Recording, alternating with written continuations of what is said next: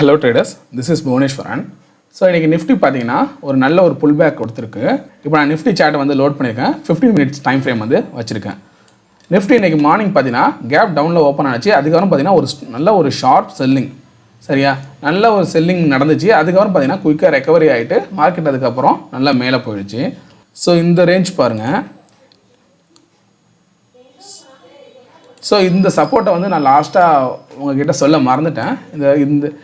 இது வந்து நமக்கு வந்து ஒரு நல்ல ஒரு கேப்ல அங்கே வந்து ஃபில் ஆகாமலே இருக்குது. எப்படியும் மார்க்கெட் வந்து ரிவர்ஸ் வரும்னு தெரியும். இந்த லெவல் வந்து கரெக்டாக சப்போர்ட் எடுக்கும் அப்படிங்கிறத வந்து சரியாக நான் முன்னாடி சொல்லாமல் விட்டுட்டேன்.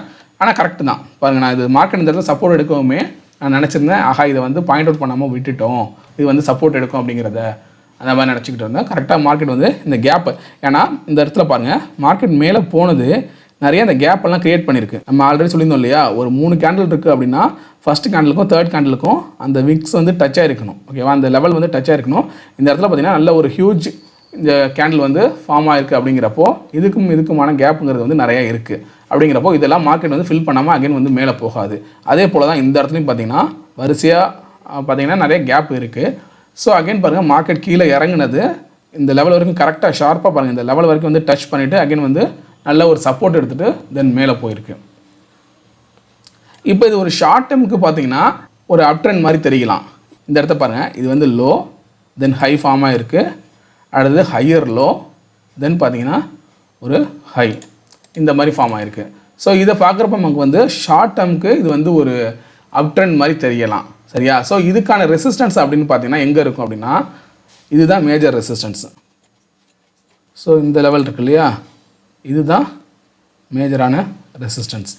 நம்ம ஆல்ரெடி இது வந்து சொல்லியிருந்தோம் 19,550 இந்த லெவலை வந்து மார்க்கெட் டச் பண்ணும்போது திரும்ப வந்து ஷார்ட் போகிறதுக்கான வாய்ப்பு இருக்குது அப்படின்னு சொல்லிட்டு. ஏன்னா இந்த கேப் பாருங்கள், இந்த கேண்டில், இந்த க்ரீன் கேண்டில் தெரியுது இல்லையா சின்னதாக, இந்த க்ரீன் கேண்டிலுக்கும் இந்த கேண்டிலுக்கும் உள்ள அந்த கேப்பை பாருங்கள் எவ்வளோ தூரம் இருக்குது அப்படின்னு சொல்லிட்டு.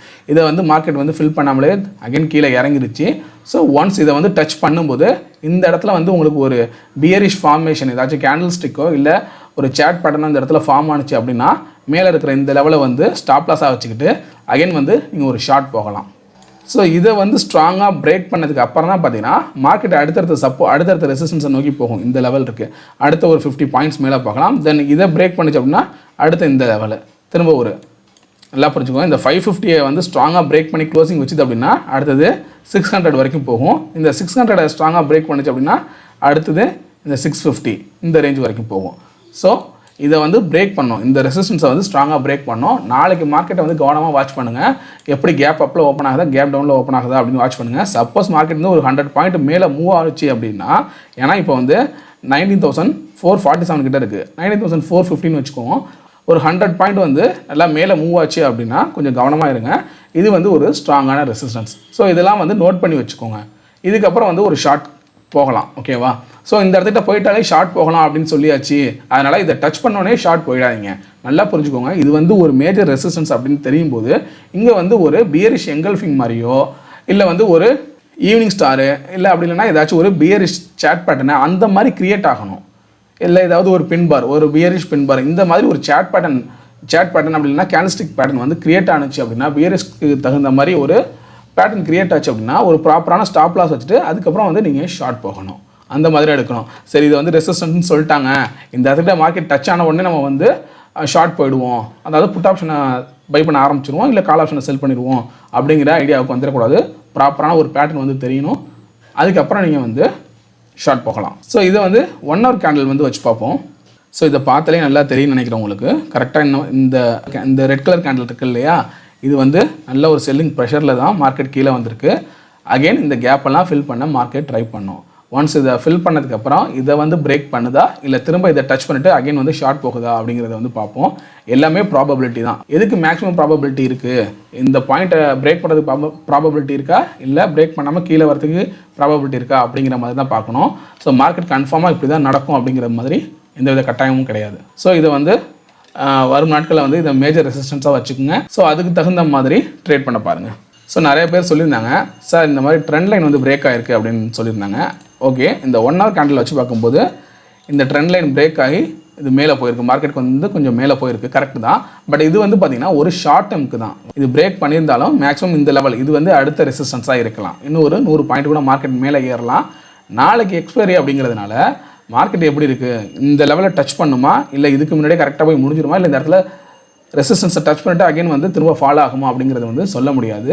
ஸோ கேர்ஃபுல்லாக வந்து ட்ரேட் பண்ண பாருங்கள். அதுவும் நாளைக்கு எக்ஸ்பைரிங்கிறதுனால இந்த 1 ஹவரில் வந்து வச்சு பார்க்குறப்ப நமக்கு நல்லா தெரியுது. இந்த இடத்துல பாருங்கள் ஸ்ட்ராங்காக இந்த இடத்துல க்ளோசிங் வச்சிருக்கு. அதாவது 90,300 கிட்ட ஸ்ட்ராங் க்ளோசிங் இருக்குது.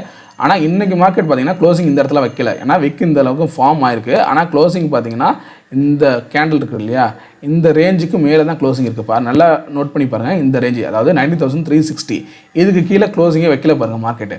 அப்படிங்கிறப்போ ஷார்ட் டேர்முக்கு வந்து இது ஒரு அப் ட்ரெண்ட் மாதிரி தெரியலாம். ஆனால் ஓவராலாக அப் ட்ரெண்டாக என்ன அப்படின்னு கேட்டிங்கன்னா இல்லை. ஸோ நெக்ஸ்ட் நம்ம வந்து பேங்க் நிஃப்டி பார்க்கலாம். இப்போது பேங்க் நிஃப்டி சார்ட்டை வந்து வச்சுருக்கேன். 15 மினிட்ஸ் டைம் ஃப்ரேம் வந்து செட் பண்ணியிருக்கேன். இதுலேயும் பாருங்கள் மார்க்கெட் வந்து ஸ்டார்ட் ஆனப்போ நல்ல ஒரு கேப் டவுனில் தான் ஸ்டார்ட் ஆனிச்சு.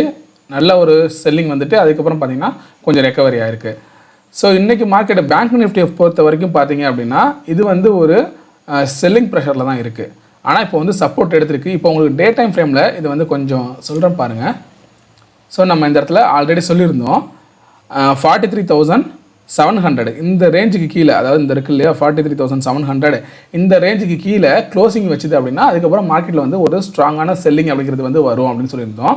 மார்க்கெட் வந்து திரும்பவும் இதே லெவலில் வந்து சப்போர்ட் எடுத்திருக்கு. 43,700 சப்போர்ட் எடுத்திருக்கு. ஸோ இதையும் பாருங்கள். இதை பார்க்குறப்பையும் உங்களுக்கு ஒரு ஹெட் அண்ட் ஷோல்டர்ஸ் பேட்டர்ன் வந்து கிரியேட் ஆகிற மாதிரி தெரிஞ்சிருக்கும். ஒன்ஸ் இந்த லெவல் வந்து ஒரு ஸ்ட்ராங்காக பிரேக் ஆகுது அப்படிங்கிறப்போ அதுக்கப்புறம் பார்த்தீங்கன்னா மார்க்கெட் திரும்ப பெரிய ஃபால் வரதுக்கான வாய்ப்பு அப்படிங்கிறது வந்து இருக்குது. ஸோ இது வந்து இப்போ ஒரு நல்ல சப்போர்ட் ஏரியா தான். மார்க்கெட் இதில் வந்து சப்போர்ட் எடுத்திருக்கு. இதில் திரும்ப நம்ம ஆல்ரெடி சொன்ன மாதிரி திரும்ப இதில் வந்து சைட்வேஸில் மார்க்கெட் வந்து ரன் ஆகலாம். அப்படி இல்லை இந்த இடத்துல ஸ்ட்ராங்காக பிரேக் வைக்கிது அப்படின்னா அதுக்கப்புறம் வந்து பெரிய ஃபால் வரும். அதுக்கு தகுந்த மாதிரி உங்களோட ட்ரேடை வச்சுக்கோங்க. ஸோ இப்போ வந்து இதை 15 மினிட்ஸில் பார்ப்போம். ஸோ இந்த மார்க்கெட்டே பாருங்கள் ப்ரீவியஸ் டேவோட அந்த க்ளோசிங் இருக்குது இல்லையா, இந்த லெவல் வரைக்கும் மார்க்கெட் வந்து க்ளோஸ் ஆகிறப்போ எந்த லெவல் வரைக்கும் வந்திருக்கோ அது வரைக்கும் போயிருக்கு. அகெயின் இங்கேயே முடிஞ்சிச்சு. ஸோ நிஃப்டி அளவுக்கு பேங்க் நிஃப்டியில் பெரிய மூவ்மெண்ட் அப்படிங்கிறது வந்து இல்லை, ஜஸ்ட்டு வந்து மூவ் ஆயிருக்கு. ஸோ நிஃப்டியில் வந்து நாச்சும் ஆல்ரெடி இருந்த அந்த லோவுக்கு கீழே போகலை, ஹையர் லோ தான் ஃபார்ம் ஆனிச்சு. ஆனால் இதில் அப்படி இல்லை, லோவர் லோவே ஃபார்ம் ஆயிருக்கு. இங்கே பாருங்கள் இது வந்து ஒரு லோ, ஆனால் இதுக்கு கீழே இந்த லோ வந்து ஃபார்ம் ஆயிருக்கு. சரியா, இதுக்கு முன்னாடி இந்த லோ வந்து இந்த பாயிண்ட்டு, ஆனால் இதுக்கு கீழே பார்த்தீங்கன்னா இந்த லோ ஃபார்ம் ஆயிருக்கு. ஸோ லோவர் லோ தான் ஃபார்ம் ஆகிட்டுருக்கு. அப்போ வந்து பேங்க் நிஃப்டி டவுன் ட்ரெண்டை நோக்கி தான் போயிட்டுருக்கு. ஸோ இதெல்லாம் பிரேக் பண்ணுச்சு, இந்த ஆல்ரெடி இருந்த இந்த ஹையெல்லாம் பிரேக் பண்ணுச்சு அப்படின்னா அடுத்தடுத்த ரெசிஸ்டன்ஸை நோக்கி போகும் மார்க்கெட் வந்து பேங்க் நிஃப்டியில். ஸோ பேங்க் நிஃப்டியை பொறுத்த வரைக்கும் அது வந்து டவுன் ட்ரெண்டை தான் நமக்கு வந்து காமிக்குது. பெரிய அளவில் வந்து எந்த இடத்துலையும் மேலே போகிற மாதிரி தெரியல. ஸோ இதுக்கப்புறம் இந்த மார்க்கெட் வந்து ஒரு கேப் அப்பில் ஓப்பன் ஆகுது, இல்லை கேப் டவுனில் ஓப்பன் ஆகுது அப்படின்னா கேப் அப்பில் ஓப்பன் ஆகும்போது இது 44,200 இந்த ரேஞ்ச் வந்து ஒரு மேஜர் ரெசிஸ்டன்ஸாக இருக்கும். மேஜராக பார்த்தீங்கன்னா பேங்க் நிஃப்டி சைட்வேஸில் ட்ராவல் ஆகிறதுக்கான அந்த வாய்ப்பு தான் அதிகமாக இருக்குது. ஸோ அதுக்கு தகுந்த மாதிரி பார்த்துக்கோங்க. இது வந்து 1 ஹவர் டைம் ஃப்ரேமில் வச்சு பார்ப்போம். 1 ஹவரில் உங்களுக்கு கிளியராக தெரியும். பேங்க் நிஃப்டி பார்த்தீங்கன்னா high low lower high lower low lower high lower லோன்னு கண்டினியூவாக பார்த்தீங்கன்னா lower high lower low formation தான் நடந்துகிட்டு இருக்கு. எங்கேயுமே பார்த்தீங்கன்னா ஒரு ஹையர் லோவோ இல்லை ஹையர் ஹையோ ஃபார்மேஷன் நடக்கலை. இதுக்கப்புறம் பேங்க் நிஃப்டி வந்து கொஞ்சம் சைட்வேஸில் ட்ராவல் ஆகலாம். இல்லை இந்த 43,700 இது வந்து இந்த 43,700 இருக்கு இல்லையா, இந்த ரேஞ்சை வந்து ஸ்ட்ராங்காக பிரேக் பண்ணி கீழே போணுச்சு அப்படின்னா அதுக்கப்புறம் ஒரு நல்ல ஃபால் வந்து கிரியேட் ஆகிறதுக்கான வாய்ப்பு இருக்குது. ஸோ பேங்க் நிஃப்டியில் நீங்கள் ட்ரேட் பண்ணுறப்போ கொஞ்சம் கவனமாக ட்ரேட் பண்ணுங்கள். சப்போஸ் மார்க்கெட் வந்து நல்ல ஒரு கேப் அப்பில் ஓப்பன் ஆகுது அப்படின்னா திரும்ப கீழே வந்து ஒரு சைட்வேஸில் போகும். இல்லை கேப் டவுனில் ஓப்பன் ஆனிச்சு அப்படின்னா திரும்ப மேலே போயிட்டு சைட்வேஸில் போகிறதுக்கான வாய்ப்பு இருக்குது. நாளைக்கு எக்ஸ்பைரி அப்படிங்கிறப்போ ரொம்ப கவனமாக ட்ரேட் பண்ண பாருங்கள் பேங்க் நிஃப்டியில். ஸோ நம்ம கமெண்ட் செக்ஷனில் நிறைய கொஷின்ஸ் வந்து கேட்குறாங்க. அதில் ஒரு நண்பர் என்ன கேட்டிருந்தாங்க அப்படின்னா, ஒரு ஸ்ட்ராட்டஜி எடுத்துக்கிட்டேன், நான் அதை வந்து இன்ட்ராடேக்கு யூஸ் பண்ணுறதா இல்லை பொசிஷனலாக, அதாவது மண்டே வாங்குறதா இல்லை ஃப்ரைடே வாங்குறதா, அதை வந்து தேர்ஸ்டே வரைக்கும் அதை கொண்டு போகலாமா அந்த மாதிரி கேட்டிருந்தாங்க. இதில் வந்து ஒரு விஷயம் நல்லா நீங்கள் தான், அதாவது நான் மார்க்கெட்டை அண்டர்ஸ்டாண்ட் பண்ணிக்கிட்டு நம்ம தான் அதுக்கு தகுந்த மாதிரி புரிஞ்சிக்கணும். அதாவது ஒரு சைட்வேஸ்க்கான ஸ்ட்ராட்டஜியை வந்து நம்ம பில்டப் பண்ணுறோன்னு வச்சுக்கோங்களேன். சப்போஸ் வந்து ஒரு ஸ்ட்ராடலாக இருக்கட்டும் இல்லை ஸ்ட்ராங்கிளாக இருக்கட்டும், ஷார்ட் ஸ்ட்ராடல் ஷார்ட் ஸ்ட்ராங்கிள், இந்த ஸ்ட்ராட்டஜி நம்ம யூஸ் பண்ணுறோம் அப்படின்னா மார்க்கெட் வந்து டே டைம் ஃப்ரேமில் வைக்கும்போது ஒவ்வொரு முறையும் பார்த்தீங்கன்னா அந்த டே டைம் ஃப்ரேமில் வந்து சைட்வேஸாக இருக்கிற மார்க்கெட் வந்து நடுவில் கேப் அப் கிரியேட் ஆகலாம். அதாவது இப்போ வந்து நான் இந்த வீக்லி கேண்டில் வச்சுருக்கோன்னு வச்சுக்கோங்களேன். இப்போ நான் இது வந்து வீக்லி டைம் ஃப்ரேமு, இந்த மண்டே பாருங்கள், மண்டே 3 ஜூலை 2023 இது வந்து பார்த்திங்கன்னா ஓவராலாக பாருங்கள் மண்டேயில் ஸ்டார்ட் பண்ணி ஃப்ரைடேயில் முடிகிறப்போ எந்த இடத்துல ஸ்டார்ட் ஆனிச்சோ அங்கே வந்து முடிஞ்சிருக்கு. சப்போஸ் தேர்ஸ்டேல முடிஞ்சிருந்தா கூட இந்த லெவலில் முடிஞ்சிருக்கும். இந்த இடத்துல வந்து நம்ம வந்து ஷார்ட் ஸ்டாடலோ ஷார்ட் ஸ்ட்ராங்கிள் இல்லை அயன் காண்டர் அயன் ஃப்ளை இந்த மாதிரி ஸ்ட்ராட்டஜி யூஸ் பண்ணியிருந்தோம் அப்படின்னா வீக்லி பொசிஷனுக்கு வந்து இது வந்து நமக்கு ப்ராஃபிட் கொடுத்துருக்கும். நல்லா புரிஞ்சுக்கோங்க, வீக்லி வந்து இது ப்ராஃபிட் கொடுத்துருக்கோம். இதுவே நம்ம டே டைம் ஃப்ரேமில் இதை வந்து வச்சு பார்க்குறோம் அப்படிங்கிறப்போ பாருங்கள், Monday 3 எந்த இடத்துல பார்த்தோம், Monday 3 ஜூலை. ஓகே, இந்த கேண்டில் பாருங்கள். ஸோ இது வந்து மண்டே அன்னைக்கு நமக்கு லாஸ் கொடுத்துருக்கும். ஏன்னா சைட்வேஸ்க்கான மார்க்கெட்டுக்கு நம்ம இதை வந்து இன்ட்ராடேல யூஸ் பண்ணியிருந்தோம்னா மண்டே அன்னைக்கு நமக்கு லாஸ் கொடுத்துருக்கும். டியூஸ்டே அன்னைக்கு ப்ராஃபிட், ஏன்னா எங்கள் இடத்துல ஆரம்பிச்சதோ அதே இடத்துல வந்து முடிஞ்சிருக்கு. அதே போல் வெட்னஸ்டே அன்னைக்கு ப்ராஃபிட் ஆரம்பிச்ச இடத்துல வந்து முடிஞ்சிருக்கு. ஆனால் தேர்ஸ்டே பார்த்தீங்கன்னா நமக்கு ஒரு பெரிய லாஸ் கொடுத்துருக்கும். ஏன்னா அன்னைக்கு வந்து மூமெண்ட் கொடுத்துருக்கு. ஸோ இதை வந்து நீங்கள் ஒரு வீக்லியோ இல்லை டே டைம் ஃப்ரேம்லையோ ஒரு ஸ்ட்ராட்டஜி யூஸ் பண்ண போகிறீங்கன்னா அதுக்கு முன்னாடி அந்த சேட்டை வந்து அனலைஸ் பண்ணி பார்த்துட்டு இது வந்து இதுக்கு முன்னாடி டே டைம் ஃப்ரேமில் எங்கேயும் பிரேக் அவுட் கொடுத்துருக்கா, இல்லை ஒரு ரெசிஸ்டன்ஸில் இருக்கா, இல்லை ஒரு சப்போர்ட்டில் இருக்கா, சப்போர்ட்டில் இருந்து சப்போர்ட்டை உடச்சிடுச்சுன்னா மார்க்கெட் மூவ்மெண்ட் கொடுக்கும். இல்லை அப்படின்னா கேப் அப்பில் நல்லா ஓப்பன் ஆகி ரெசிஸ்டன்ஸ் கிட்ட போணுச்சு அப்படின்னா சைட்வேஸில் இருக்கிறதுக்கான வாய்ப்பு இருக்கா, இதெல்லாம் நீங்கள் அனலைஸ் பண்ணிட்டு தான் ஒரு ஸ்ட்ராட்டஜி வந்து நீங்கள் அப்ளை பண்ணி பார்க்கணும். ஏதோ ஒரு ஸ்ட்ராட்டஜி சொல்லிட்டாங்க ஒர்க் ஆகுது அப்படிங்கிறதுக்காக அதை வந்து இன்ட்ராடேல பண்ணுறதா இல்லை பொசிஷனலாக பண்ணுறதா அப்படின்னு முடிவு எடுத்துகிட்டு ஏதோ ஒரு ஸ்ட்ராட்டஜி நீங்கள் வந்து பண்ணக்கூடாது. நான் இதுக்கு தான் லாஸ்ட் வீடியோலேயே உங்களுக்கு சொல்லியிருப்பேன், ஒரு ட்ரேட் நம்ம எடுக்கிறோம் இல்லை ஒரு ஸ்ட்ராட்டஜி யூஸ் பண்ணுறோம் அப்படின்னா அதுக்கு முன்னாடி உங்களுக்கு லேர்னிங் நிறைய தேவை. இந்த ஸ்ட்ராட்டஜி வந்து எப்படி யூஸ் பண்ணலாம், மார்க்கெட் வந்து எப்படி இருக்குது, மார்க்கெட்டோட ஸ்ட்ரக்சர் என்ன, இதெல்லாம் பேசிக்ஸ் நீங்கள் வந்து தெரிஞ்சுக்கணும். சரியா? அதெல்லாம் தெரிஞ்சுக்கிட்டு இப்போ இந்த வாரம் வந்து அதாவது Monday to Thursday வந்து மார்க்கெட் வந்து என்னதான் மூவ் ஆனாலும் தேர்ஸ்டேக்குள்ளே வந்து ஸ்டார்டிங் லெவல்லே வந்து முடிஞ்சிருமா, அதாவது மண்டே ஸ்டார்ட் ஆன மார்க்கெட் வந்து தேர்ஸ்டே வந்து அந்த லெவல்லே வந்து முடிஞ்சிருமா, இல்லை மூமெண்ட் கொடுக்குமா, இந்த மாதிரி வந்து உங்களுக்கு தெரிஞ்சிருக்கணும். இப்போ இந்த இடத்துல பாருங்கள், இப்போ இங்கே கிரியேட் ஆகுதுன்னு வச்சுக்கோங்க. நீங்கள் டியூஸ்டே இந்த மண்டே இந்த இடத்துல வந்து நீங்கள் சைட்வேஸ்க்கான ஒரு அந்த வீக்குக்கு வந்து வீக்லி பொசிஷன் எடுக்கிறீங்க, சைட்வேஸ் மார்க்கெட்டுக்கான ஒரு வீக்லி பொசிஷன் எடுக்கிறீங்க அப்படின்னா அதை வந்து இன்ட்ராடேவாக பண்ணிங்கன்னா ப்ராஃபிட் வந்திருக்கும்.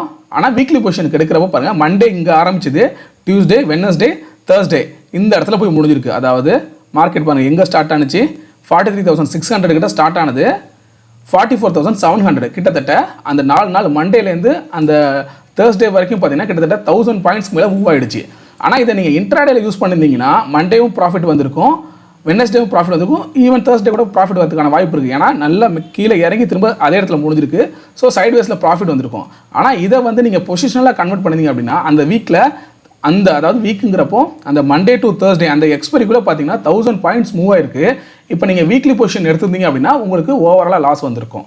ஸோ இதெல்லாம் புரிஞ்சுக்கணும் நீங்கள் ஒரு ட்ரேட் வந்து. ஏன்னா நிறைய கேப் அப் இந்த இடத்துல கேப் அப்பில் ஓப்பன் ஆகி பார்த்தீங்கன்னா அந்த நாளுக்கு இன்ட்ராடேக்கு வந்து பார்த்தீங்கன்னா ஸ்டார்ட் ஆன இடத்துலேயே முடிஞ்சிருக்கு, மார்க்கெட் சைட்வேஸ்லேயே முடிஞ்சிருக்கு. ஆனால் வீக்லி நீங்கள் போய் வீக்லி பார்க்கும்போது ஒவ்வொரு நாளுக்கும் நல்ல கேப் அப்பில் தான் மார்க்கெட் வந்து ஓப்பன் ஆகிட்டு மேலே போயிட்டே இருந்திருக்கு. ஓவராலாக பார்க்குறப்போ மேலே போய் தான் முடிஞ்சிருக்கு. ஸோ நீங்கள் இந்த இடத்துலலாம் வீக்லி பொசிஷனுக்கு எடுத்திருந்தீங்க அப்படின்னா ஓவராலாக உங்களுக்கு லாஸு. இல்லை இன்ட்ராடே யூஸ் பண்ணியிருந்தீங்க அப்படின்னா சைட்வேஸ் மார்க்கெட்டுக்கான ஸ்ட்ராட்டஜி இன்ட்ராடேல யூஸ் பண்ணியிருந்தீங்கன்னா இதில் ப்ராஃபிட்டு இந்த நாள்லையும் ப்ராஃபிட்டு, டியூஸ்டேயில் மட்டும் உங்களுக்கு லாஸ் வந்திருக்கும். ஸோ இந்த மாதிரி பிரித்து பார்க்க தெரியணும். ஒரு மார்க்கெட் வந்து ஓவராலாக வீக்லி எப்படி மூவ் ஆகும், இல்லை டே டைம் ஃப்ரேமில் சப்போஸ் நல்லா கேப் அப்பில் ஓப்பன் ஆகி ஒரு இன்ட்ராடேல சைட்வேஸ் மார்க்கெட்டாக போகுமா, இப்படி உங்களுக்கு அனலைஸ் பண்ண தெரிஞ்சிருக்கணும். அப்போ தான் ஒரு ஸ்ட்ராட்டஜி வந்து உங்களால் கரெக்டாக யூஸ் பண்ண முடியும். ஸோ இதெல்லாம் நல்லா லேர்ன் பண்ணிக்கிட்டு அதுக்கப்புறம் ஸ்ட்ராட்டஜி வந்து யூஸ் பண்ண பாருங்கள். ஸோ இந்த வீடியோ உங்களுக்கு பிடிச்சிருந்துச்சு அப்படின்னா லைக் பண்ணுங்கள், உங்கள் ஃப்ரெண்ட்ஸ்க்கும் ஷேர் பண்ணுங்கள். உங்களுக்கு ஏதாவது சந்தேகங்கள் இருந்தால் கமெண்ட் பண்ணுங்கள், மறக்காமல் சப்ஸ்கிரைப் பண்ணுங்கள். தேங்க்யூ.